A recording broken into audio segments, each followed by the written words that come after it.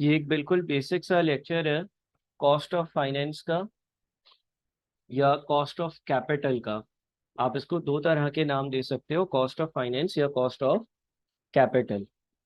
और इसकी हम कुछ बेसिक सी आज डिस्कशन करेंगे और समझने की कोशिश करेंगे कि ये कॉस्ट ऑफ फाइनेंस या कॉस्ट ऑफ कैपिटल क्या चीज़ है। देखिए, जब हम किसी भी बिजनेस की बात करते हैं तो उसमें हमें कहीं से फंड्स की ज़रूरत होती है, कहीं से हमें फाइनेंस की ज़रूरत होती है, कहीं से हमें कैपिटल की ज़रूरत होती है। ठीक है, हमें पैसों की ज़रूरत होती है। जाहिर है कि जब एक बिजनेस ऑपरेट कर रहा होगा तो वो बिजनेस इन इटसेल्फ एक आर्टिफिशियल पर्सन है। यानी कि कंपनी, अगर मैं बोलता हूँ मैंने एक कंपनी फॉर्म करी, तो वो कंपनी खुद तो चलना नहीं शुरू हो जाएगी।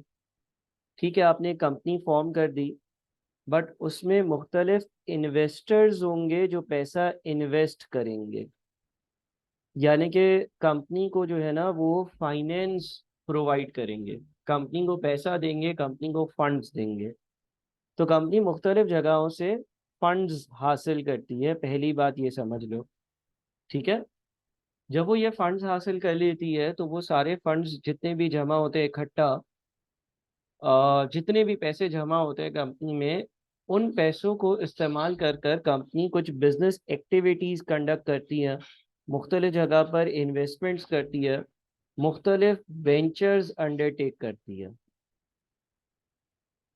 तो फंड्स जमा किए कंपनी ने, कंपनी ने फंड्स जमा कर कर उसकी मुख्तलिफ जगहों पर इन्वेस्टमेंट कर दी।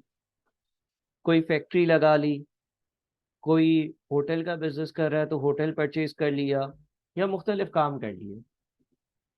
जब ये काम होते हैं, यानी कि जब कंपनी एक जगह से पैसा जमा करती है, पैसा जमा कर कर उनको इन्वेस्ट करती है, तो इन्वेस्ट करने के बाद बिजनेस करने से कुछ प्रॉफिट जनरेट होता है।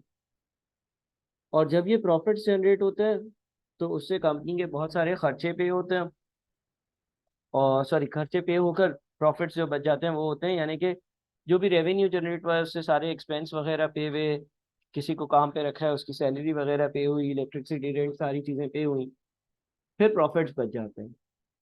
या कंपनी जब बिजनेस करती है तो उसके बाद उसके पास मुनाफा बच जाता है। फिर ये जो मुनाफा बचता है, इसमें भी दो काम होते हैं। या तो इसमें से कुछ हिस्सा डिस्ट्रीब्यूट कर दिया जाता है, तकसीम कर दिया जाता है, दे दिया जाता है, जिसने भी इन्वेस्टमेंट करी थी उसको कुछ रिटर्न प्रोवाइड किया जाता है, या फिर उसको री इन्वेस्ट किया जाता है, री इन्वेस्ट किया जाता है। ठीक है, इसी तरह से चाहे एक इंडिविजुअल हो चाहे एक कंपनी हो, यही प्रोसेस जो है वो कंडक्ट हो रहा होता है। आप एज ए इंडिविजुअल बात करो, अगर कंपनी की बात ना करो, एक इंडिविजुअल की बात कर लो। लेट से एक इंडिविजुअल है, उस इंडिविजुअल ने जो है ना एक, लेट से छोटा सा ग्रोसरी स्टोर जो है वो स्टार्ट किया, और लेट से खुद ही सारी इन्वेस्टमेंट करी। उसने जो है वो 4 मिलियन रुपए लगाए। 4 मिलियन रुपए इन्वेस्ट कर कर 4 मिलियन रुपए अपने घर से लेकर आया, एज्यूम कर लो उसने ये बिजनेस कंडक्ट किया। बिजनेस क्या था? बिजनेस ये था कि उसने जो है ना वो एक ग्रोसरी शॉप सेटअप करी थी। अच्छा, मैं एज्यूम कर रहा हूँ कि ये सारी की सारी जितनी भी इन्वेस्टमेंट थी ये ओनर खुद लेकर आया। और जब उसने ग्रोसरी शॉप स्टार्ट करी, उससे क्या हुआ? उससे उसने पूरे साल जब बिजनेस किया या पूरे महीने बिजनेस किया तो उसको प्रॉफिट आया। अब वो प्रॉफिट के दो काम कर सकता है, या तो वो कुछ पैसे घर ले जाए, या तो वो कुछ पैसे घर ले जाए या सारे घर ले जाए, या कुछ पैसे जो है वो री इन्वेस्ट कर दे। अच्छा, अब लेट से मान लो कि आपने ये सारा बिजनेस जब कंडक्ट किया ना, तो आपको महीने का, पहले महीने का जो प्रॉफिट हुआ ना वो 3 लाख रुपए का। अब हर किसी की घर की ज़रूरियात होती हैं, घर के खर्चे होते हैं, और इसीलिए वो बिजनेस एक्टिविटीज़ कंडक्ट करता है। तो लेट से इस बंदे ने क्या किया कि 3 लाख रुपए में से 2 लाख रुपए अपने घर ले गया, घर के खर्चों के लिए, घर पर इस्तेमाल करे, और 1 लाख रुपए बिजनेस में रहने दिए, यानी कि री इन्वेस्ट करे। और री इन्वेस्टमेंट जब आप करते हो अपने बिजनेस में, तो आपके बिजनेस में जो पैसा लगा हुआ था वो इंक्रीज हो जाता है, आपका बिजनेस एक्सपैंड करता है। अब ये ग्रोसरी शॉप वाला है तो इसकी ने जो है वो 1 लाख रुपए मजीद अपने बिजनेस में लगा दिए, तो अब उसकी इन्वेस्टमेंट 4 मिलियन के बजाय 4.1 मिलियन हो गई। तो ये मैंने एक इंडिविजुअल की मिसाल दी, ऊपर एक कंपनी की मिसाल दी, प्रोसेस इसी तरह का होता है। अब हमें जिस एरिया पर फोकस करना है वो इन्वेस्टमेंट नहीं है, वो ये नहीं है कि प्रॉफिट्स में से क्या किया गया, बल्कि हमें आज जिस चीज़ की डिस्कशन करनी है वो ये है कि कंपनी कहाँ कहाँ से पैसे लेकर आ सकती है, फंड्स लेकर आ सकती है, और जब वो फंड्स लेकर आती है तो उससे रिलेवेंट उसकी क्या कॉस्ट होती है। इस चीज़ को हमें डिस्कस करना है, यानी कि हमारा area of discussion is funds या फाइनेंस ऑब्टेन करने वाला एंगल। अब जब आप फाइनेंस ऑब्टेन करते हो कंपनी में या फंड्स ऑब्टेन करते हो, तो फंड्स आप जनरली जनरली इन ब्रॉड दो तरह से ऑब्टेन कर सकते हो। कंपनी में फंड्स या तो इक्विटी की फॉर्म में आप लेकर आ सकते हो, इक्विटी यानी कि जिससे पैसे ले रहे हो उसको बिजनेस का पार्टनर बना दो, शेयर्स इशू कर दो, ऑर्डिनरी शेयर्स इशू कर दो, उसको कंपनी के शेयर्स दे दो। और इक्विटी के कैरेक्टरिस्टिक्स जो है वो हम पहले डिस्कस कर चुके हैं। अगेन थोड़ा सा रिकैप करूं कि जो ऑर्डिनरी शेयर होल्डर होता है उसको प्रॉफिट्स में से डिविडेंड मिलता है। अगर कंपनी ज़्यादा कमाती है ज़्यादा डिविडेंड मिलता है, अगर कम कमाती है कम डिविडेंड मिलता है। इक्विटी होल्डर जो होता है वो ज़्यादा रिस्क ले रहा होता है, क्योंकि अगर कंपनी को मुनाफा नहीं हुआ तो उसको कुछ भी नहीं मिलता है। अगर कंपनी डूब गई तो ऐसा हो सकता है कि इसको अपने पैसे भी वापस ना मिले जो उसने इन्वेस्टमेंट करी थी, जो उसने पैसे बिजनेस में रोके थे या बिजनेस में इन्वेस्ट करे थे, वो भी उसको ना मिले। तो इक्विटी होल्डर्स होते हैं कुछ लोग जो हाई रिस्क हाई रिटर्न होते हैं, ज़्यादा रिस्क लेते हैं इस चक्कर में कि उनको ज़्यादा रिटर्न भी हो जाए, और अगर लॉस होता है तो उनका पैसा डूब भी सकता है। दूसरी जो कॉमन सोर्स है फाइनेंस ऑब्टेन करने की, फंड्स ऑब्टेन करने की, वो है थ्रू डेट्स, यानी कि उधार लेना। बहुत सारी बैंक्स होती हैं जिनसे उधार लिया जाता है, बहुत सारे फाइनेंशियल इंस्टीट्यूशंस होते हैं जिनसे उधार लिया जा सकता है। बैंक का लोन आ गया, लॉन्ग टर्म लोन आ गया। उधार के अलग कैरेक्टरिस्टिक्स होते हैं, इस पर इंटरेस्ट पे किया जाता है। अमूमन इंटरेस्ट फिक्स्ड अमाउंट होता है, चाहे आपको प्रॉफिट हो रहा है लॉस हो रहा है आपने इंटरेस्ट का एक्सपेंस पे करना है। अमूमन ये सिक्योर्ड भी होता है, यानी कि अगर अल्लाह ना करे कंपनी डूब गई और आप लेट से पैसे नहीं दे पा रहे हो तो उसके अगेंस्ट जिस एसेट की सिक्योरिटी थी वो एसेट उस लोन प्रोवाइडर का हो जाता है। ये जनरली लेस रिस्की और लेस रिटर्न वाली इन्वेस्टमेंट होती है from the perspective of the investor जो कंपनी में पैसे दे रहा है। अब लेट से एक कंपनी है उसने फंड्स ऑब्टेन किए और उसने जो है ना वो इक्विटी होल्डर्स मुख्तलिफ थे उनसे जो है ना वो 150 रुपये लिए, और उधार या बैंक लोन जो है वो 50 रुपये का लिया गया। तो इस हिसाब से कुछ ऐसा हो गया कि इस कंपनी ने मुख्तलिफ लोगों से 200 रुपये ले लिए। ठीक है, मैं सिंपल चीज़ें रखने के लिए सिर्फ 200 लिख रहा हूँ। अब वही वाला प्रोसेस कंडक्ट होगा कि जिस तरह से एक इंडिविजुअल अपने घर से 4 मिलियन लेकर आया था, इसी तरह से कंपनी ने 200 या 200 मिलियन या 200 करोड़ जो भी है वो मुख्तलिफ लोगों से बोरो कर लिए, या उनको कंपनी का हिस्सेदार बना दिया और पैसे आ गए कंपनी के पास। अभी हम इन्वेस्टमेंट वाले एंगल नहीं देख रहे कि कहाँ इन्वेस्टमेंट करनी है, लेकिन ये है कि भाई हमारे पास 200 रुपये आ गए। अच्छा, जब हम किसी से पैसे लेते हैं ना तो उसके अगेंस्ट वो एक मुझसे रिटर्न एक्सपेक्ट कर रहा होता है, या वो ये चाह रहा होता है कि भाई मुझे अपनी इन्वेस्टमेंट पर इतना परसेंटेज जो है वो रिटर्न मिलना चाहिए।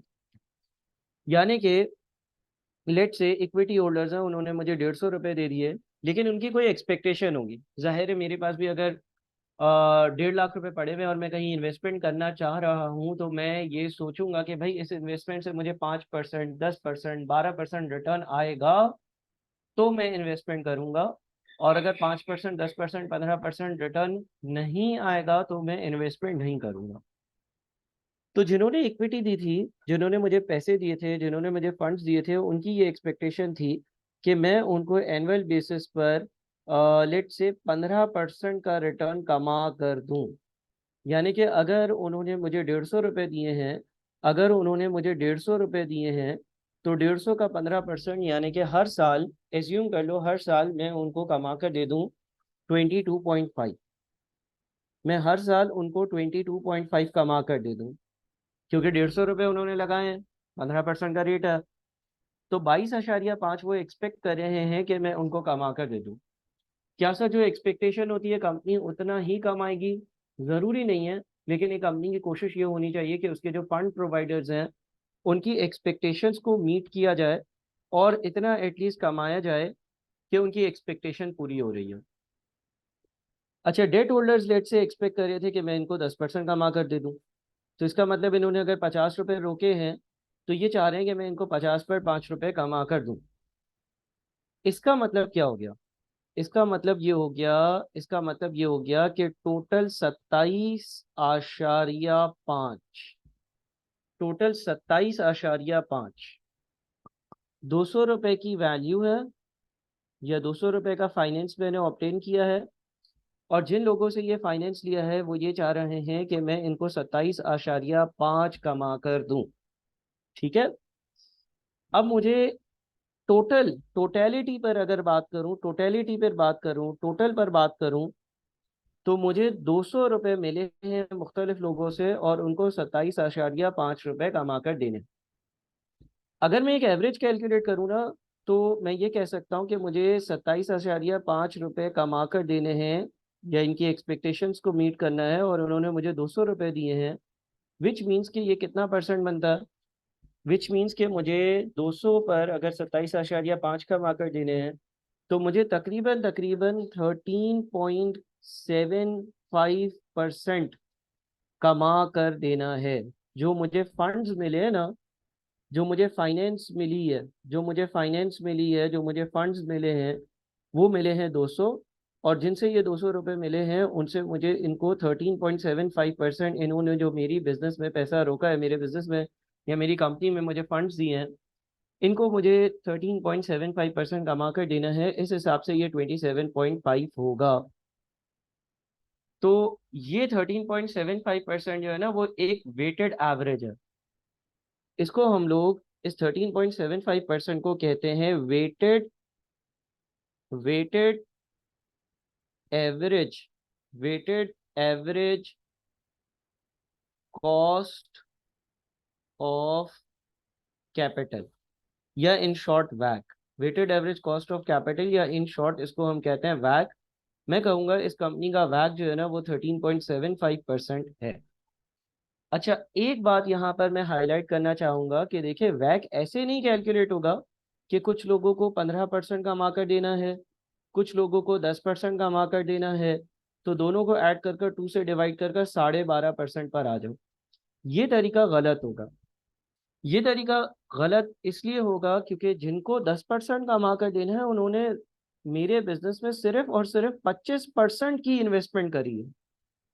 और जिनको 15% कमा कर देना है, उन्होंने 75% पैसा रोका हुआ है। इसको समझाने के लिए एक और तरीका मैं ज़रा यहाँ पर एडॉप्ट करता हूँ। देखिए, अगर तो ऐसा होता कि इक्विटी होल्डर्स ने भी 100 रुपये दिए हैं, डेट होल्डर्स ने भी 100 रुपये दिए हैं, दोनों ने 100 100 रुपये दिए हैं, और इस तरह से 200 रुपये बने, और इक्विटी होल्डर्स को 100 रुपये पर मुझे 15% कमा कर देना है, यानी कि मुझे जो है वो 15 रुपये इनको कमा कर देना है। और डेट होल्डर्स को 100 रुपये पे 10% कमा कर देना है, यानी कि मुझे इनको 10 रुपया कमा कर देना है, और इस तरह से 25 रुपये मुझे टोटल कमा कर देना है। हाँ, इस केस में तो आप 25 डिवाइडेड बाई 200 भी कर सकते हो। 25 डिवाइडेड बाई 200 इंटू 100% कर कर भी 12.5% पर आ सकते हो। या आप ये भी कर सकते हो कि भाई 15 + 10 डिवाइडेड बाई 2 12.5%। ये तब अप्लाई हो सकता है जब दोनों की इन्वेस्टमेंट्स बिल्कुल एक जितनी हो, यानी कि दोनों की वेटेज जो है, मेरी कंपनी में जो इन्वेस्टमेंट की वेटेज है या इन्वेस्टमेंट की जो परसेंटेज है, वो 50-50% ही है, आधी आधी ही है। तो दोनों को ऐड करके 2 से डिवाइड करके एक एवरेज कैलकुलेट कर सकते हो। लेकिन अब इसके अगेंस्ट एक और एग्जांपल लो। लेट से मैं ये कह देता हूँ कि भाई जो इक्विटी होल्डर्स हैं, उन इक्विटी होल्डर्स ने मेरे बिजनेस में 199 रुपीज इन्वेस्ट किए हैं। डेट होल्डर्स ने 1 रुपया इन्वेस्ट किया है। जिन्होंने 199 इन्वेस्ट किए, उन्होंने 15% का रिटर्न डिमांड किया। तो 199 का 15% अगर हम लेते हैं तो वो 29.85 बन जाता है। और जिन्होंने मेरे बिजनेस में 1 रुपया इन्वेस्ट किया है, उनको 10% का रिटर्न चाहिए। तो अगर 10% का रिटर्न चाहिए तो उनका रिटर्न जो है वो 0.1 है। तो अब ऐसा नहीं करना कि 15 और 10 को ऐड किया और 2 से डिवाइड किया, क्योंकि जिन्होंने 199 रुपीज मेरे बिजनेस में रोके हैं, जिन्होंने 199 रुपीज मेरे बिजनेस में रोके हैं, इन्वेस्ट किए हैं, उन्होंने टोटल इन्वेस्टमेंट जो करी हुई है ना, वो टोटल इन्वेस्टमेंट करी हुई है 99.5%, और इन्होंने सिर्फ और सिर्फ 0.5% की इन्वेस्टमेंट करी हुई है। तो इस केस में आपको यही करना पड़ेगा कि आप 29.85 और 0.1 को ऐड करो, इन दोनों को ऐड करोगे तो 29.95 बनेगा, और इस 29.95 को आप डिवाइड कर दो 200 से। 29.95 को आप 200 से जब डिवाइड करोगे तो आप एक एवरेज पर आ जाओगे, 29.95 डिवाइडेड बाई 200 इंटू 100, यानी कि 14.975%। 14.975%। इसका मतलब ये हो गया कि देखें, ये वो कंपनी थी कि जिसमें महंगी वाली फाइनेंसिंग बहुत ज़्यादा थी। तो आपका जो cost of capital, weighted average cost of capital होगा, वो 15% के करीब तरीन होगा। जब दोनों तरह की फाइनेंसिंग कंपनी में इक्वल अमाउंट के आसपास होगी, तो वो दोनों के बीच की वैल्यू आएगी।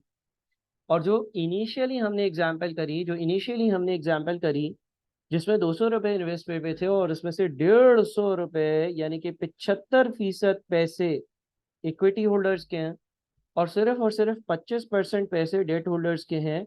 इस केस में 3/4 इन्वेस्टमेंट महंगी वाली थी और 1/4 इन्वेस्टमेंट जो है वो सस्ती वाली थी, और इसीलिए आपका वैक जो है वो 10% के ज़्यादा करीब नहीं है, बल्कि 15% के ज़्यादा करीब आया है।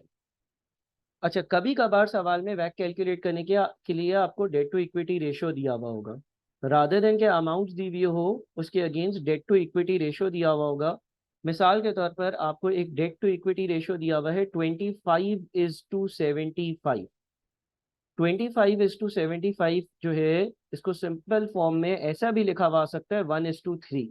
लिखा जाए कि भाई ये कंपनी का डेट टू इक्विटी रेशियो जो है ना, वो 1:3 है। तो डेट टू इक्विटी रेशियो 1:3 होने का मतलब ये है कि अगर इस कंपनी में 1 रुपया उधार का है, तो 3 रुपए जो है वो इक्विटी होल्डर्स के। इस केस में वैक कैसे कैलकुलेट करोगे? अच्छा, 1:3 हो या 25:75 हो, और डेट टू इक्विटी का ये रेशियो हो, तो इसका मतलब आपको ये समझ में आ गया कि भाई 25% उधार है, डेट है, और 75% जो है वो इक्विटी है। ये बात हमें समझ में आ गई। तो वैक कैलकुलेट करने के लिए आप ऐसा भी कर सकते हो। ऑप्शन नंबर वन आप जो है वो directly debt to equity ratio use करो। 1:3 का रेशियो है, 1 रुपए का डेट है तो वो 10% से मिला है, और 3 रुपए की इक्विटी है तो वो 15% से मिली है। और टोटल बिजनेस में कितने पैसे हैं? बिजनेस में टोटल 4 रुपए हैं। इस तरह से कैलकुलेशंस भी कर सकते हो। 1:0.1 प्लस 3:0.15 डिवाइडेड बाई 4, इससे भी आपका आंसर 13.75% ही आएगा। यानी कि अगर किसी सवाल में टोटल डेट और टोटल इक्विटी की वैल्यू ना भी दी हुई हो, तो भी आप वैक कंप्यूट कर सकते हो, प्रोवाइडेड कि आपको डेट टू इक्विटी रेशियो दिया हो। या अगर इन टर्म्स ऑफ परसेंटेज आपको फाइनेंसिंग पता है, आपको पता है कि 25% पैसा वो है जिसपे मुझे 10% कमा कर देना है, 75% पैसा वो है जिसपे मुझे 15% कमा कर देना है। तो अगेन अगर आप 0.25 इंटू 10 प्लस 0.75 इंटू 15 करोगे, तो भी आपका आंसर 13.75% ही आएगा। तो ये 3-4 मुख्तलिफ तरीके हैं कि जिससे आपका वैक का आंसर हमेशा सेम आएगा, डेट टू इक्विटी रेशो हो, परसेंटेज हो, या आप जो है ये जो इनिशियल हमने तरीका यूज़ किया वो अप्लाई कर लो। यानी कि पूरी इन्वेस्टमेंट दी हुई हो, उसको पूरी परसेंटेज से मल्टीप्लाई कर कर पहली पार्टी का रिटर्न, पूरी इन्वेस्टमेंट दूसरी पार्टी की मल्टीप्लाइड बाय पूरी इन्वेस्टमेंट का रिटर्न मल्टीप्लाइड बाय जो टोटल रिटर्न आया, और उससे आप इस रेशो को कंप्यूट कर लो। ये सारे मुख्तलिफ मेथड्स आप यूज़ कर सकते हो। अच्छा, अभी मैंने टैक्स के रेट को इन्वॉल्व नहीं किया, अब ज़रा एक फॉर्मूला हम बना लेते हैं कि अगर आपके सवाल में वैक कैलकुलेट करने को आएगा ना, तो जो एक पॉसिबल तरीका, अगेन बहुत सारे मुख्तलिफ तरीके हैं, debt to equity ratio use करना, परसेंटेजेस ऑफ इन्वेस्टमेंट यूज़ करना। एक जो तरीका जो हमने इधर यूज़ किया है, इसको अगर समराइज करूं, तो मैं ये लिख सकता हूँ value of equity multiplied by cost of equity. अच्छा, कॉस्ट ऑफ इक्विटी के लिए के का वर्ड यूज़ होता है, plus value of debt multiplied by cost of debt divided by, और नीचे आ जाए value of equity plus value of debt. देखें ये फॉर्मूला किस तरह से यूज हो रहा है। वैल्यू ऑफ इक्विटी 150 रुपये, कॉस्ट ऑफ इक्विटी इन 150 वालों को मुझे 15% का मार्कर देना है, प्लस वैल्यू ऑफ डेट 50 रुपये, इन 50 रुपये वालों को मुझे 10% का मार्कर देना है, divided by value of equity plus value of debt, यानी कि 150 प्लस 50। तो अगर मैं इससे कैलकुलेशंस करूंगा 150 into 0.15 plus 50 into 0.1 divided by 200 और परसेंटेज में कन्वर्ट करने के लिए 100 से मल्टीप्लाई कर दूं तो ये भी 13.75% आएगा। ये भी 13.75% ही आ रहा होगा। यानी कि मुझे इन लोगों को इनकी इन्वेस्टमेंट पर 13.75% का रिटर्न जनरेट कर देना है। मुझे इन लोगों को इनकी इन्वेस्टमेंट पर 13.75 रुपीज़ कमा कर देने हैं। मेरे पास 13.75 रुपीज़ होंगे तो मैं इनके रिटर्न्स पूरे कर सकूंगा। मेरे पास 13.75% के रिटर्न्स होंगे तो मैं डेट होल्डर्स को 5 रुपये और जो इक्विटी होल्डर्स हैं उनको 22.5 रुपये कमा कर दे सकूंगा। हमेशा हमेशा ये जो वैक है, इसके बाद वैक कैलकुलेट करने के बाद हम अपने इन्वेस्टमेंट प्रोजेक्ट्स को देखते हैं कि कौन सा ऐसा प्रोजेक्ट है जो मुझे 13.75% से ज़्यादा कमा कर दे रहा होगा। तो ये जो इन्वेस्टमेंट वाले डिसीजंस है कि पैसा कहाँ लगाना है, पैसा कहाँ लगाना है, पैसा कहाँ इन्वेस्ट करना है, पैसा कहाँ रोकना है, उससे पहले ये बात ज़रूरी है कि हम ये मालूम करें कि भाई मेरा वैक क्या है, मेरा weighted average cost of capital क्या है, और मेरे वैक के हिसाब से मैं ये देखूं कि भाई मुझे कितना परसेंटेज जो है वो कमा कर देना होगा। क्या ये बात आप सबको समझ में आ गई?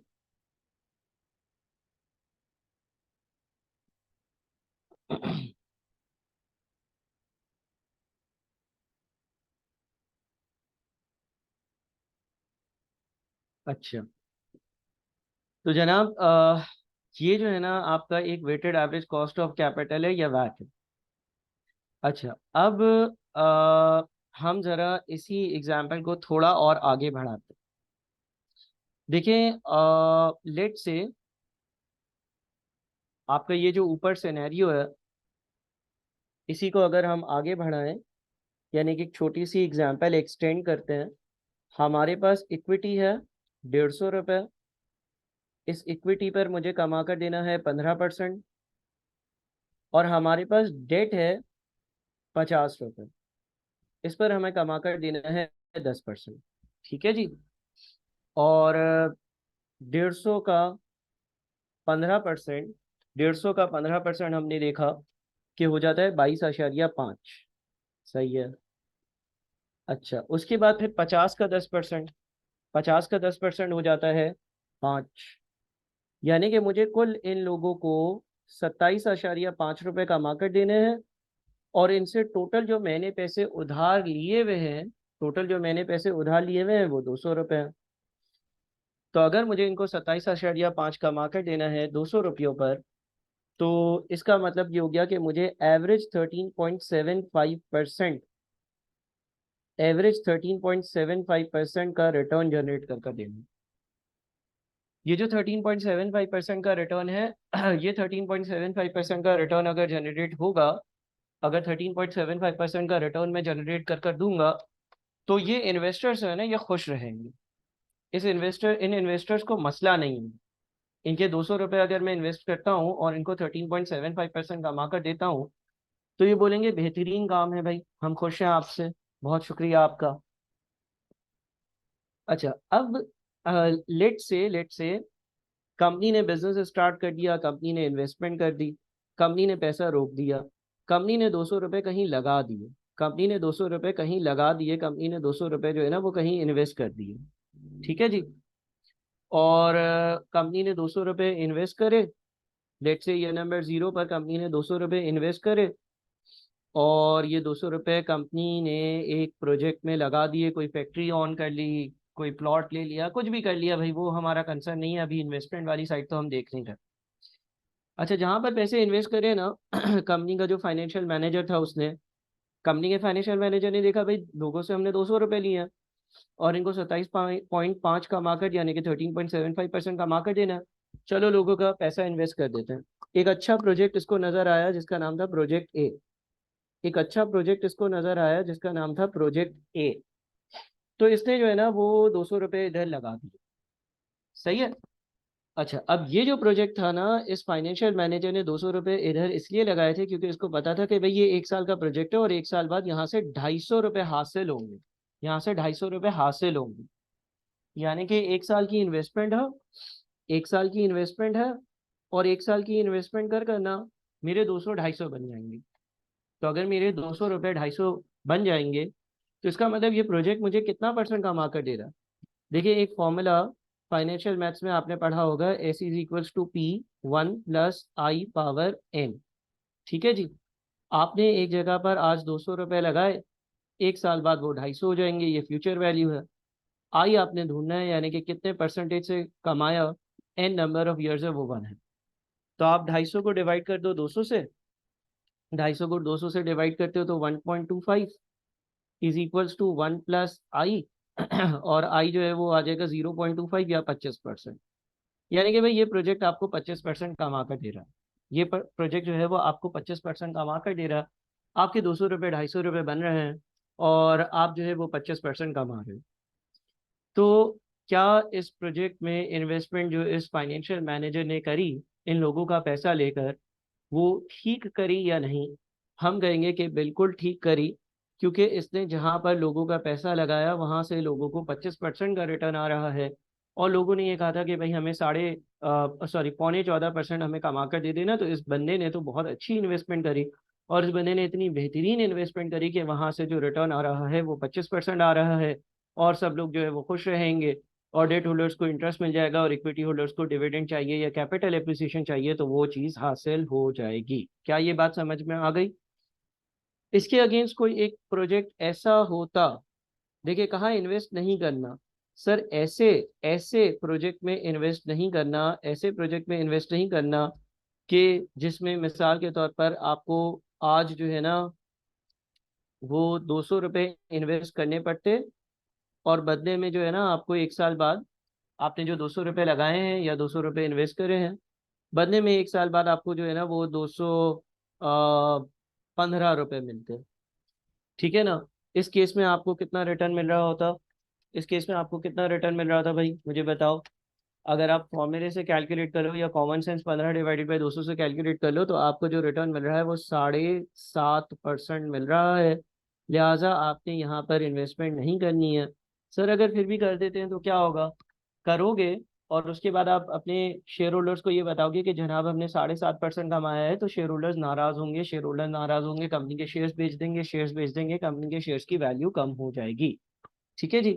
तो ये चीज़ आप याद रखिएगा कि आपने इन्वेस्टमेंट कहाँ करनी है, ये फाइनेंशियल मैनेजर का काम होता है। थोड़ा सा मैंने इन्वेस्टमेंट का एंगल बता दिया, लेकिन इसमें बहुत सारी डिटेल्स हैं जो बाद में हम कवर करेंगे। अच्छा, अब क्या हुआ? अब भाई लेट से कभी कभार जो कंपनी में सिनेरियो आता है ना, वो ये होता है कि जितनी भी फाइनेंस मिली थी, देखिए इनिशियली हमने कितनी फाइनेंस ऑब्टेन करी है सर? 200 रुपये। ठीक है। इक्विटी होल्डर से 150 रुपये और डेट होल्डर से 200 रुपये।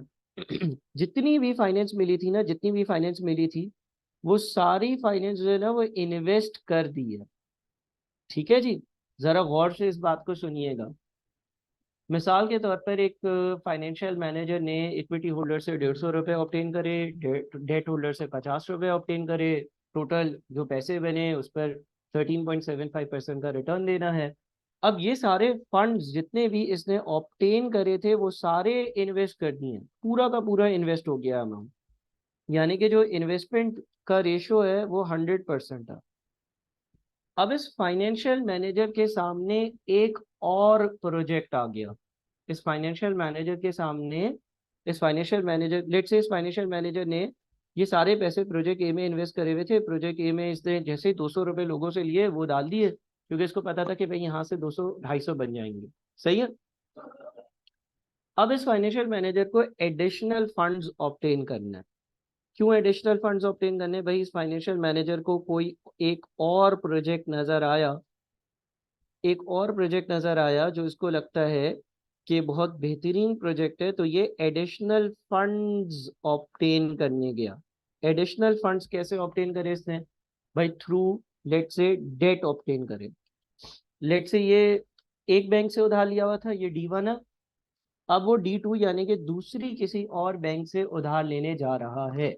D2 या दूसरी किसी एक और फर्दर बैंक से उधार लेने जा रहा है। अच्छा, अब देखो, जब हम किसी बैंक से उधार लेते हैं ना, तो वो हमारी क्रेडिट रिस्क असेसमेंट करता है। वो ये देखता है कि current debt to equity ratio कितना है, वो ये देखता है कि करंट लिक्विडिटी कितनी है। तो बहरहाल ये जो दूसरा बैंक था, इसने सारी चीज़ें असेस करी और इन्होंने बोला ठीक है हम आपको लोन दे देंगे, ठीक है हम आपको लोन दे देंगे। लेकिन इस बैंक ने एक और बात करी, इस बैंक ने ये एक और बात करी कि हम जब आपको लोन देंगे ना, तो हम आपको लोन 10% पर नहीं देंगे। है इसका क्या मतलब है? इसका ये मतलब है कि बैंक ने ये बोला कि देखो अभी आपके पास इक्विटी है 150 रुपए की, अभी आपके पास डेट है एक किसी बैंक से लिया हुआ 50 रुपए का। जब आपने पहली बार किसी बैंक से लोन लिया था ना, जब आपने पहली बार किसी बैंक से लोन लिया था, तो वो आपका बिल्कुल फर्स्ट लोन था, आपका डेट टू इक्विटी रेशो नहीं था, आपकी कंपनी में कोई पहले से उधार नहीं था।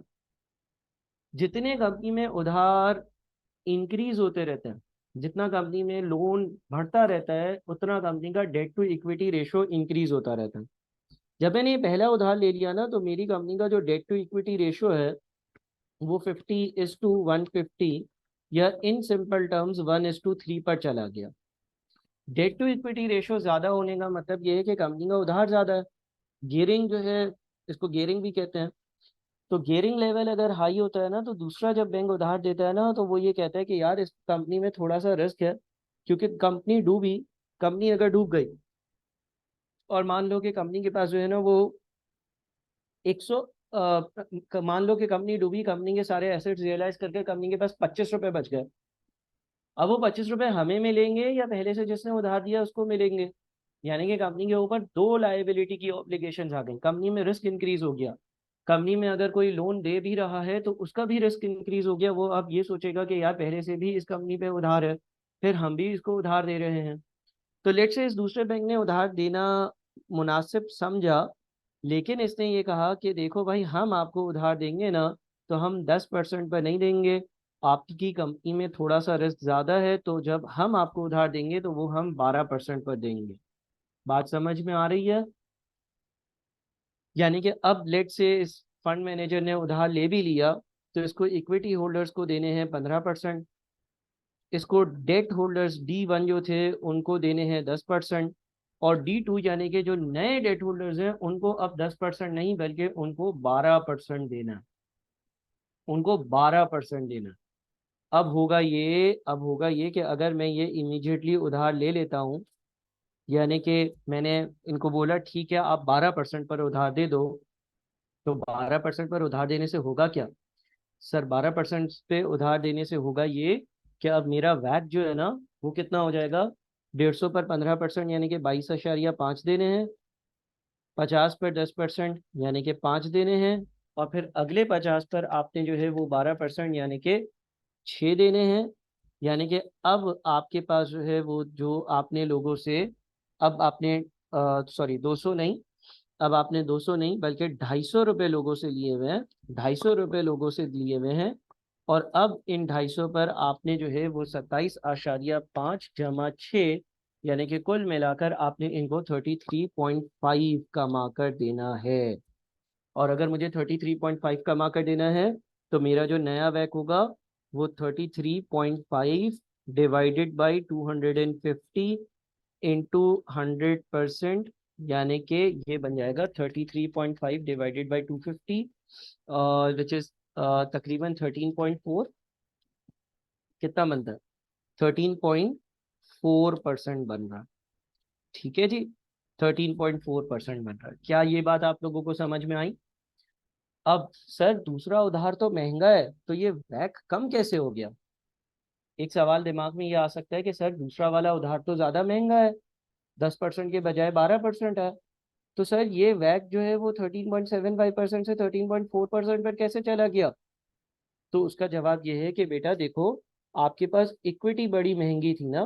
पहले आपके पास 75% पैसा वो था जो आपने 15% पर लिया हुआ था, और 25% पैसा वो था जो आपने 10% पर लिया हुआ था। अब आपके पास 150 डिवाइडेड बाई 250 अगर करो, तो आपके पास 60% पैसा वो है जो आपने 15% पर लिया है। और फिर 50 डिवाइडेड बाई 250 करो, तो आपके पास 20% पैसा वो है जो आपने 10% पर लिया है, और 20% पैसा वो है जो आपने 12% पर लिया। यानी कि पहले आप ये कह लो कि आपका वैक 13.75% आ रहा था। 75% चीजें आपके पास वो थी जो वैक से महंगे दामों पर थी, और 25% चीजें वो थी जो वैक से सस्ते दामों पर थी। बात समझ में आ रही है? अब क्या है, अब आपके पास 60% चीजें वो हैं जो वैक्स से महंगे दामों पर हैं, और 40% चीजें वो हैं जो वैक्स से सस्ते दामों पर हैं। तो जब सस्ते वाले दाम, सस्ते वाले कॉस्ट वाली चीज का इजाफा होगा, जब सस्ते वाले चीज का या कॉस्ट का इजाफा होगा, तो उसकी वजह से क्या होगा? उसकी वजह से आपके पास जो वैक है वो डिक्रीज होगा। यानी कि उधार लेने से मेरा वैक जो है वो डिक्रीज हो रहा है। ऑल्दो ये वाला उधार मुझे महंगे में मिला है, ऑल्दो ये वाला उधार मुझे महंगे में मिला है, लेकिन अगर मैं ओवरऑल पिक्चर को एनालाइज करता हूं तो मेरा वैक जो है ना वो डिक्रीज हो गया। क्या ये बात समझ में आ गई? क्या ये बात समझ में आ गई बच्चों? कोई मसला है इसमें? अच्छा, तो इसका एक और मतलब जो हम यहाँ डिड्यूस कर सकते हैं ना, फाइनेंशियल मैनेजमेंट में आगे भी पढ़ोगे, बड़ा इंपॉर्टेंट कॉन्सेप्ट, कि हम ये आगे जाकर इसको डिटेल में भी पढ़ेंगे। और ये कॉन्सेप्ट ये है कि उधार लेना कंपनी के लिए फायदेमंद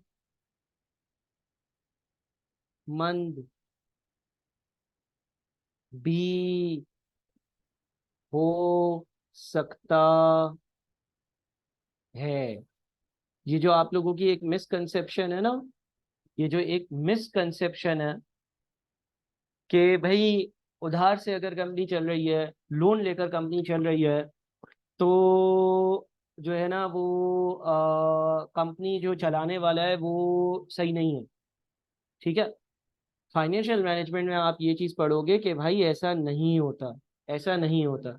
बल्कि दुनिया के अगर कभी आप स्टडी करोगे ना, तो बहुत बड़े बड़े मिलियनर्स हैं जिन्होंने अपने बिजनेसेस उधार पर सेटअप किए, राधे दिन के अपना फंड या अपना पैसा लगाया जाए। तो देखो, उधार लेना हमेशा बुरी बात नहीं है। हाँ अलबत्ता, ये अगर उधार इंक्रीज होता रहे, मिसाल के तौर पर मैं तीसरा बैंक इन्वॉल्व करूं, वो भी मुझे उधार दे, वो बोले हम 14% पर देंगे। चौथा बैंक इन्वॉल्व करूं, वो बोले हम 17% पर देंगे। मतलब एक मिसाल दे रहा हूँ। यानी कि अगर ऐसा हो कि मैं उधार पे उधार लिए जा रहा हूँ, उधार पे उधार लिए जा रहा हूँ, उधार पे उधार लिए जा रहा हूँ, तो फिर मुझे मसला हो सकता है। लेकिन अगर मैं एक मुनासिब रेंज में रहकर उधार लूँ ना, तो वो मेरे कंपनी के लिए फायदेमंद है। देखो, अगर मैं 100%, अगर इन एग्जाम्पल्स को देखें, अगर मैं 100% इक्विटी बेस्ड बिजनेस करता, तो मेरे पास जो फंड्स आते हैं वो महंगी कॉस्ट पर आते हैं। अगर मैं थोड़ी सी उधार की परसेंटेज को इंक्रीज करा, मिसाल के तौर पे लेट से अगर ये 100% इक्विटी बेस्ड बिजनेस होता, मिसाल के तौर पे मैंने बिजनेस शुरू करा होता 150 रुपये से, और इन लोगों को मुझे 15% कमा कर देना होता, यानी कि मुझे 22,000 या 5 देना होता, तो मेरा जो वैक है वो 15% बनता। फिर एज्यूम कर लो कि मैंने पहली बार उधार लिया। जब मैंने पहली बार उधार लिया तो मुझे पता चला वो उधार मुझे 10% पर मिला, तो मेरा वैक जो 15% था वो 13.75% पर आ गया। फिर मैंने दूसरी बार उधार लिया। जब मैंने दूसरी बार उधार लिया तो मेरा उधार 12% पर आया, लेकिन टोटल वैक जो है वो अब गिर कर 13.4% हो गया, यानी कि वैक और कम हो गया। बात समझ में आ रही है? तो एक रीजनेबल हद तक, एक रीजनेबल लिमिट तक उधार लेने से कंपनी को फायदा हो सकता है। उसका वैक, उसका weighted average cost of capital rather than के इंक्रीज करे, वो रिड्यूस हो सकता है। प्यारे बच्चों, ये बात समझ में आ गई आपको? ठीक है। अच्छा, अब जरा हम, अभी हमने टैक्स को इन्वॉल्व नहीं किया, अभी हमने टैक्स को इग्नोर किया है, टैक्स की भी इम्प्लीकेशंस हमें देखनी है। लेकिन अब हमें ये समझ में आ गई बात कि भाई वैट का एक और फॉर्मूला भी बन सकता है। कभी कभार कंपनी के पास एक से ज़्यादा भी उधार हो सकते हैं।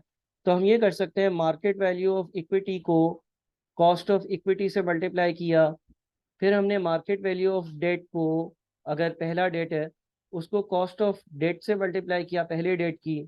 फिर अगर हमारे पास एक और डेट है, फिर अगर हमारे पास एक और डेट है तो हमने market value of D2 debt to को कॉस्ट ऑफ डेट टू से मल्टीप्लाई किया। और फिर हमने इस पूरे को market value of equity plus market value of D1 plus market value of D2, यानी कि सारे के सारे जितनी भी डेट्स है उनकी मार्केट वैल्यू से डिवाइड किया। कहने का मकसद ये है कि ये फॉर्मूला जो है वो आपने उसी वक्त, ऐसा नहीं है कि आपने एक ही डेट और एक ही इक्विटी लिखनी है, जितनी भी फंडिंग या फाइनेंसिंग है वो लिखनी है। अच्छा देखिए, इसका मतलब ये हो गया कि ये जो ऊपर हमारे पास इस फॉर्मूले में ये जो ऊपर वाला रीजन है, ये ऊपर वाला रीजन क्या डिक्टेट करता है? ये ऊपर वाला रीजन आपको कॉस्ट बताता है, यानी कि आपको कितने पैसे देना है। और ये नीचे वाला रीजन क्या बताता है? ये नीचे वाला रीजन आपको ये बताता है कि आपके पास कितने फंड्स या कितनी फाइनेंसिंग मौजूद है। ठीक है जी, कितने फंड्स या कितनी फाइनेंसिंग मौजूद है वो नीचे वाला रीजन आपको बता रहा होता है। क्या ये बात आप लोगों को क्लियर हो गई है? क्या इस बात में कोई मसला है? सही है जी। तो इधर तक मैंने आप लोगों के साथ जो है वो कुछ चीज़ें डिस्कस करी हैं। ठीक है, और अभी भी जाहिर है मैं डिस्कशंस कुछ कंटिन्यू करता हूँ कुछ हद तक। बस 1 मिनट मुझे दीजिएगा।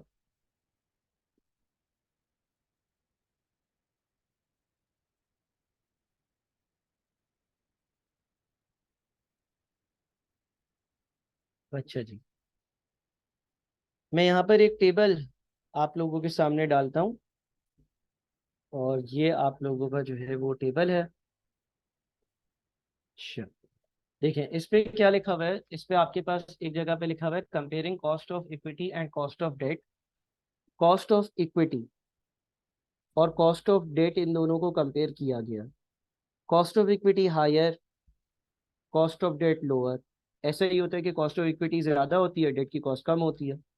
कॉस्ट ऑफ इक्विटी या इक्विटी मोर रिस्की है, डेट लेस रिस्की है, क्योंकि इसमें कोई सिक्योरिटी नहीं है। अगर कंपनी डूब गई तो आपका पैसा भी डूब जाएगा।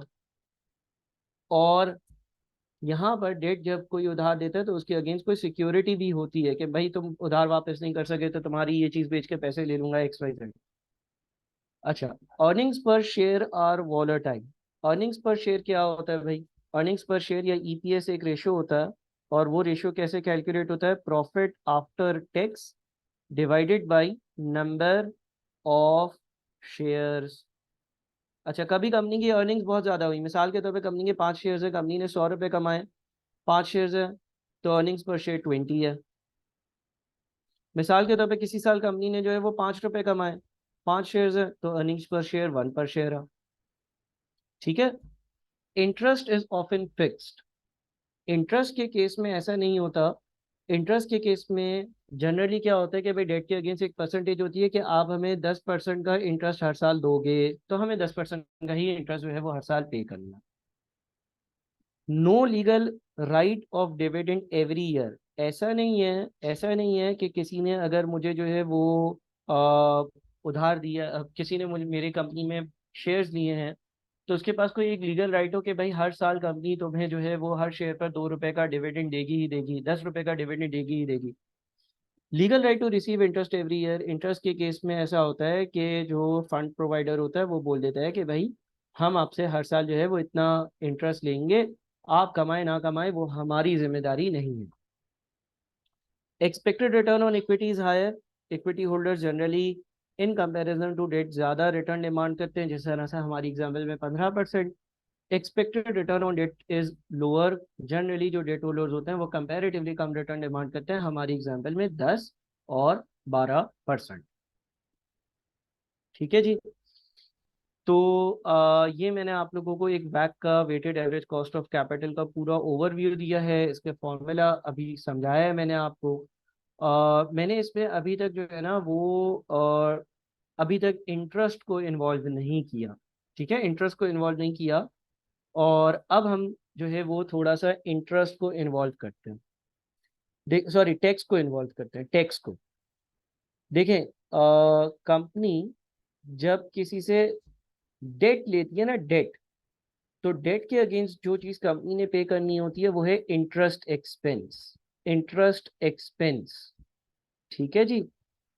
और कंपनी कभी किसी से अगर इक्विटी की फॉर्म में बोरोइंग करती है, तो इक्विटी की फॉर्म में जब बोरोइंग करी जाती है तो जिसने शेयर्स लिए कंपनी को उनको या तो डिविडेंड दिया जाता है या उनको कैपिटल एप्रिसिएशन होती है। कैपिटल एप्रिसिएशन का मतलब ये है कि कंपनी ने डिविडेंड तो नहीं दिया, लेकिन कंपनी के शेयर्स की प्राइस जो है ना वो इंक्रीज हो गई। बात समझ में आ रही है? ठीक है। जनरली हम इक्विटी होल्डर्स के लिए ईपीएस या अर्निंग्स पर शेयर कैलकुलेट करते हैं। मिसाल ये है कि लेट से कंपनी का प्रॉफिट आफ्टर टैक्स, अब आप लोग इतने मेच्योर हो के प्रॉफिट आफ्टर टैक्स आपको पता होगा, एक कंपनी का प्रॉफिट आफ्टर टैक्स है 500 रुपये। एक कंपनी का प्रॉफिट आफ्टर टैक्स है 500 रुपये। और जो नंबर ऑफ शेयर्स है ना, जो नंबर ऑफ शेयर्स हैं, लेट से जो नंबर ऑफ शेयर्स है ना वो है 10 शेयर्स। तो भाई कंपनी ने 500 रुपये कमाए और कंपनी ने 10 शेयर्स 10 अलग अलग लोगों को एज्यूम कर लो इशू करे हुए थे। तो कंपनी का जो ईपीएस होगा ना, अर्निंग्स पर शेयर होगा, वो 50 पर शेयर होगा, यानी कि एक शेयर होल्डर ने 50 रुपये कमाए। अब ये 50 रुपये कमा लेने का मतलब ये जरूरी नहीं है कि उनको ये डिविडेंड के तौर पर उनके घर पर पहुंचा दिए जाएं। कंपनी की अलग अलग तरह की डिविडेंड पॉलिसीज होती हैं जिसको हम बाद में आने वाले चैप्टर्स में डिस्कस करेंगे। भाई 50 रुपये एक शेयर पर कमा तो लिए, 50 रुपये एक शेयर पे कमा तो लिए, लेकिन लेट से कंपनी का ये फैसला है, मिसाल के तौर पर कंपनी 100% डिविडेंड दे रही है, कंपनी 100% डिविडेंड दे रही है। इस केस में तो क्या होगा कि लेट से अगर फॉर एग्जांपल कोई मिस्टर ए है जिसका कंपनी में एक शेयर है, तो इसको जो है ना इसके बैंक अकाउंट में 50 रुपये मिल जाएंगे। ठीक है जी। ऐसा भी हो सकता है कि कंपनी जो है वो एक पॉलिसी रखे कि भाई 50% डिविडेंड हम देंगे और 50% अमाउंट कंपनी में री इन्वेस्ट होगा, जिससे कंपनी ग्रो करेगी, कंपनी को एक्सपैंड करेंगे। तो इस केस में अगर मिस्टर ए के पास कंपनी का एक शेयर है, तो होगा ये जनाब कि इसको 25 रुपये कैश की सूरत में इसके बैंक अकाउंट में आ जाएंगे। और इसके जो शेयर्स की वैल्यू है ना, इसके जो शेयर्स की वैल्यू है वो इंक्रीज होगी। सर कितने से इंक्रीज होगी? अभी एज्यूम कर लो 25 रुपये से, लेकिन ये ज़रूरी नहीं है। डिपेंड करता है कि भाई किस प्रोजेक्ट में इन्वेस्ट किया जा रहा है या किस तरह से इन्वेस्ट किया जा रहा है, उस प्रोजेक्ट से आगे कितने फ़ायदे होंगे, उस हिसाब से हम ये वैल्यूएशन निकालते हैं। लेकिन लेट से एज्यूम कर लो भाई इसके पास एक शेयर की वैल्यू जो थी ना, इसने 75 रुपये का एक शेयर खरीदा था, इसका शेयर जो है ना वो 100 रुपये का हो गया। ऊपर वाले केस में क्या है, ऊपर वाले केस में इसका शेयर 75 रुपये का था, कंपनी ने 50 कमाए, 50 लोगों को दे दिए। एज्यूम कर लो कोई और फैक्टर अकाउंट फॉर नहीं कर रहा, वैसे इन रियलिटी बहुत सारे फैक्टर्स होते हैं शेयर की प्राइसेस पर जो हमें पढ़ने हैं, लेकिन अगर कोई और फैक्टर नहीं है तो इसने 75 की चीज ली थी, वो 75 की ही रहेगी। 50 जो कंपनी ने कमाए वो सारे इसको घर पर मिल गए। इस केस में कंपनी ने 75 रुपये की इसने शेयर खरीदा था, साल पूरा हुआ, 25 रुपये इसको डिविडेंड की फॉर्म में मिल गए, 25 रुपये इसकी शेयर की प्राइस इंक्रीज हो गई क्योंकि कंपनी एक्सपैंड कर रही है। वैसे मैंने कहा ना कि ऐसा जरूरी नहीं है कि जितना नहीं डिस्ट्रीब्यूट किया उतने से ही शेयर की प्राइस इंक्रीज हो, ये एक थियोरेटिकल बात कर रहा हूँ समझाने के लिए, ये एक थियोरेटिकल बात कर रहा हूँ। वैसे बहुत सारे फैक्टर्स हैं जिस पर शेयर की प्राइस जो है वो डिपेंड करती है, लेकिन बहरहाल जनरली अगर कंपनी जितना कमाती है वो सारा डिविडेंड में दे दे तो शेयर प्राइसेस कम फ्लक्चुएट होती हैं। और अगर कंपनी जो कमाए उसमें से आधा डिविडेंड में दे दे तो शेयर की प्राइस में एप्रिसिएशन ज्यादा आता है। और लेट्स से एक और कंपनी है वो ये सोचती है कि भाई हम 0% डिविडेंड देंगे, 0% डिविडेंड देंगे और 100% री इन्वेस्ट करेंगे। तो री इन्वेस्ट करने से फ़ायदा ये होता है कि एक शेयर्स की जो वैल्यू है ना, अब अगर मिस्टर ए के पास एक शेयर है तो मिस्टर ए को उस एक शेयर पर डिविडेंड तो कुछ नहीं मिला होगा, उस एक शेयर पर डिविडेंड तो कुछ नहीं मिला होगा, लेकिन उसकी शेयर की जो वैल्यू है ना, थियोरेटिकली वो 50 रुपये से इंक्रीज हुई होगी। लेकिन अगेन मैं ये कह रहा हूँ कि ये डिपेंड करता है, यानी कि उसका शेयर अगर पहले 75 रुपए का था तो अब वो 125 रुपए का हो गया होगा, but there are many other factors. लेकिन एक इक्विटी होल्डर इन दो सूरतों में कमाता है। ठीक है जी। अच्छा, क्योंकि ये सारी डिस्ट्रीब्यूशन प्रॉफिट आफ्टर टैक्स से होती है, टैक्स कैलकुलेट करने के बाद, टैक्स के एक्सपेंस के बाद होती हैं, तो कंपनी जब डिविडेंड देती है तो वो उस प्रॉफिट में से दे रही होती है जो टैक्स पे करने के बाद है। लेकिन डेट में ऐसा नहीं होता। डेट में क्या होता है भाई, अगर आपने किसी से उधार लिया हुआ है ना, तो देखें आपका पीएनएल जो बनेगा उसमें सेल्स रेवेन्यू होगा, उसमें से cost of goods sold minus होगा, ग्रॉस प्रॉफिट आ जाएगा, ग्रॉस प्रॉफिट में से ऑपरेटिंग एक्सपेंसेस माइनस होकर पीबीआईटी या profit before interest and tax आएगा, इसमें से इंटरेस्ट माइनस होगा। लेट से कंपनी का profit before interest and tax जो है वो 1,000 रुपये है, कंपनी का इंटरेस्ट का एक्सपेंस जो है वो लेट से हम एज्यूम कर लेते हैं कि 10 रुपये है, और इसको 100 एज्यूम कर लेते हैं। पीबीआईटी अगर 100 रुपये है, इंटरेस्ट का एक्सपेंस 10 रुपये है, तो कंपनी का पीबीटी जो है ना वो 90 होगा।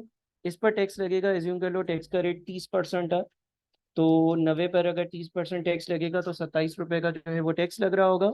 और कंपनी का जो प्रॉफिट आफ्टर टैक्स आएगा, कंपनी का जो प्रॉफिट आफ्टर टैक्स आएगा ना, कंपनी का प्रॉफिट आफ्टर टैक्स 63 आएगा। ठीक है। अब होता यह है कि भाई कंपनी के पास जब डेट होता है ना, कंपनी ने जब उधार लिया हुआ होता है, तो यहाँ पर इंटरेस्ट एक्सपेंस आता है। इंटरेस्ट एक्सपेंस आने की वजह से टैक्स कम चार्ज हो रहा होता है। यानी कि अगर इस कंपनी के पास मिसाल के तौर पर इंटरेस्ट एक्सपेंस नहीं होता तो इसका पीबीटी 100 होता, और इसका टैक्स जो है वो 100 का 30% यानी कि 30 रुपये होता, और इस कंपनी का जो प्रॉफिट आफ्टर टैक्स है ना वो 70 होता। तो अगर फॉर एग्जाम्पल मैंने एक डेट जो है ना वो 100 रुपए का उधार लिया हुआ है, जिस पर मुझे 10% इंटरेस्ट देना है, तो मुझे 10 रुपए का इंटरेस्ट देना है, मुझे 10% का इंटरेस्ट देना है। ये मेरे लिए कॉस्ट है। लेकिन इस डेट की जो ये इंटरेस्ट की कॉस्ट है, इस डेट की जो ये इंटरेस्ट की कॉस्ट है, इस डेट की जो इंटरेस्ट की कॉस्ट है, इसका एक और इम्पैक्ट भी है। इसका एक और इम्पैक्ट भी है, और वो इम्पैक्ट है savings, savings in tax expense. Tax का एक्सपेंस जो है उसकी बचत। जब आप उधार नहीं ले रहे थे तो आपका इंटरेस्ट जो है वो 0 था, लेकिन आपका टैक्स का एक्सपेंस जो है वो 30 था, तो आपके टोटल खर्चे 30 रुपए थे, अगर मैं इंटरेस्ट और टैक्स की बात करूं। जब आपने उधार लिया तो आपका इंटरेस्ट का एक्सपेंस 10 हो गया, क्योंकि आपने 100 रुपए का उधार लिया और उस पर 10% आप इंटरेस्ट दे रहे हो। लेकिन जब आपने 10 रुपए का इंटरेस्ट दिया तो आपका टैक्स एक्सपेंस जो कि पहले 30 था, अब वो 27 रुपये हो गया, अब वो 27 रुपये हो गया। यानी कि आपका टैक्स और इंटरेस्ट का टोटल खर्चा अब 37 हो गया। विच मीन्स कि अगर मैंने 10% पर उधार लिया है, अगर मैं 10% के लोन ले रहा हूँ, तो मेरे एक्सपेंस में इंक्रीज जो है ना वो ओनली 7 रुपीज है। ओनली 7 रुपीज है। बात समझ में आ रही है? इक्विटी के केस में ऐसा नहीं होता, लेकिन डेट के केस में ऐसा होता है कि जब आप लोन लेते हो तो लोन पर इंटरेस्ट देते हो, जब आप इंटरेस्ट देते हो तो पीबीटी कम हो जाता है, पीबीटी कम होता है तो टैक्स का एक्सपेंस कम हो जाता है, टैक्स का एक्सपेंस कम हो जाता है तो वहां पर आपको सेविंग होती है। अब यहाँ पर देखें हो क्या रहा था, 10 रुपए से इंटरेस्ट का एक्सपेंस तो इंक्रीज हो रहा था, लेकिन उसकी वजह से 3 रुपए से टैक्स का एक्सपेंस कम हो रहा था। तो मेरी जो नेट कॉस्ट है, मैं तो यूं सोचूंगा ना कि यार मेरा जो, अगर मैं किसी से उधार लेता हूँ तो मुझे 10 रुपए का खर्चा नहीं होता, मुझे तो सिर्फ 7 रुपए का खर्चा होता है। क्योंकि जब मैं उधार लेता हूँ तो माना कि वो बंदा मुझसे 10 रुपए ले लेता है जिसने उधार दिया है, लेकिन ऑन दी अदर हैंड मेरी टैक्स में तो बचत हो जाती है मेरी। तो भाई हम एक चीज कहते हैं केडी प्री टैक्स और KD post tax. KD pre tax का मतलब क्या है? केडी प्री टैक्स का मतलब ये है कि आप उधार ले रहे हो 10% पर, लेकिन केडी पोस्ट टैक्स जो इस एग्जाम्पल में है ना, केडी पोस्ट टैक्स जो इस एग्जाम्पल में वो सिर्फ 7% है।